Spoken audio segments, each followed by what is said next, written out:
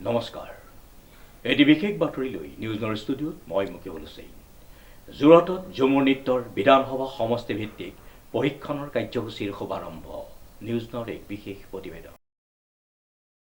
ৰাজ্যৰ মাননীয় মুখ্যমন্ত্ৰী ডক্টৰ হিমন্ত বিশ্ব শৰ্মাৰ বিশেষ তৎপৰতাত অসম চৰকাৰৰ সাংস্কৃতিক পৰিক্ৰমা বিভাগৰ উদ্যোগত অহা 24 ফেব্ৰুৱাৰীত গুৱাহাটীৰ সৰুসজাই ষ্টেডিয়ামত চাহ জনগোষ্ঠীয় কৃষ্টি ঝুমুৰে ৰচিব বিশ্ব অভিলেখ দেশৰ মাননীয় প্ৰধানমন্ত্ৰী নৰেন্দ্ৰ মোদী ডাঙৰীয়াৰ সন্মুখত প্ৰায় ৮,০০০ চাহ জনগোষ্ঠীৰ যুৱক যুৱতীয়ে সৰুসজাইত ঝুমুৰ নৃত্য প্ৰদৰ্শন কৰিব সমগ্ৰ ৰাজ্যৰ সমান্তৰালকৈ যোৰহাটতো ৰাজ্য চৰকাৰৰ অভিনৱ আয়োজন ঝুমুৰ বিনন্দীয়া শীৰ্ষক অনুষ্ঠানৰ বাবে পূৰ্ণোদ্যমে প্ৰস্তুতি অব্যাহত আছে ঝুমুৰ বিনন্দীয়া শীৰ্ষক অনুষ্ঠানৰ বাবে ২৮ জানুৱাৰীৰ পৰা ৩১ জানুৱাৰীলৈকে বিধানসভা সমষ্টি ভিত্তিক প্ৰশিক্ষণ কাৰ্যসূচী জিলাখনত আৰম্ভ হৈছে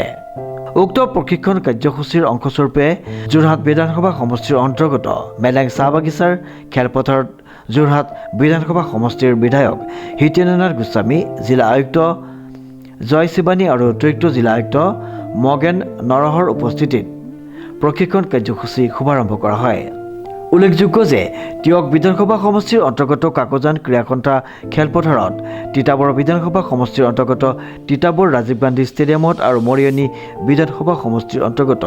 নকছাৰী মিনি ষ্টেডিয়ামত ঝুমুৰ নৃত্যৰ সমষ্টিভিত্তিক প্ৰশিক্ষণ কাৰ্যসূচী শুভাৰম্ভণি কৰা হয় উৎপল দাসৰ ৰিপৰ্ট নিউজ নাও